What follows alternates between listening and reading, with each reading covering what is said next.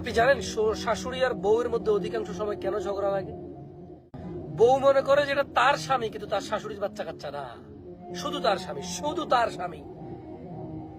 এই ছেলের যে মা বাপ আছে, এই ছেলে যে কারো আরো বেশি নিকটে আপন, এই ছেলে যে কারো আরো অতি আদরের, স্নেহের এবং বাধ্য থাকার মতো, এই ছেলে অনুগত্য করার মতো যে লোক এই পৃথিবীতে বেঁচে আছে, বউর এটা ভুলে যায়।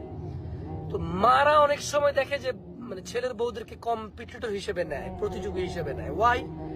বিকজ ছেলে এতদিন মা এটা করতাম নি, মা ওটা করতাম নি, মা এটা নিতাম নি, মা ওটা নিতাম নি, মা বিদেশ থেকে আসবো কিতা কিতা আনতাম, কার লাগে আনতাম, এভাবে মা মা মা মা মা মা। আমি বলছি না যে বিয়ের পরে বউকে গুরুত্ব দিবে না, তবে মারা দেখে যে মারা ছেলের বউ নিয়ে আসে নাই, একটা প্রতিযোগী নিয়ে আসছে।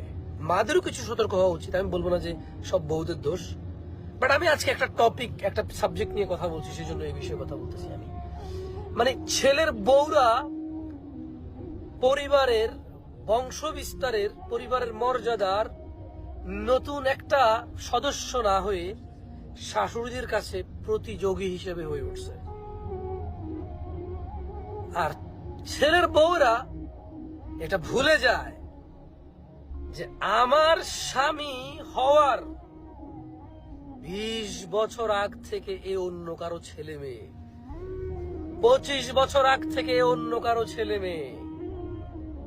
বউরা ভুলে যায় যে ও যখন ছোটবেলায় ওর স্বামীর টাইফয়েড হয়েছিল, এ মহিলা জেগে জেগে সেবা যত্ন করে নাই, তার মা করেছে।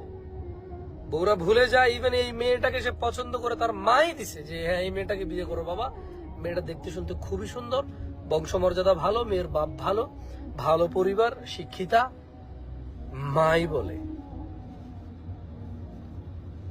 অবাক করা বিষয়, অবাক অবাক লাগে।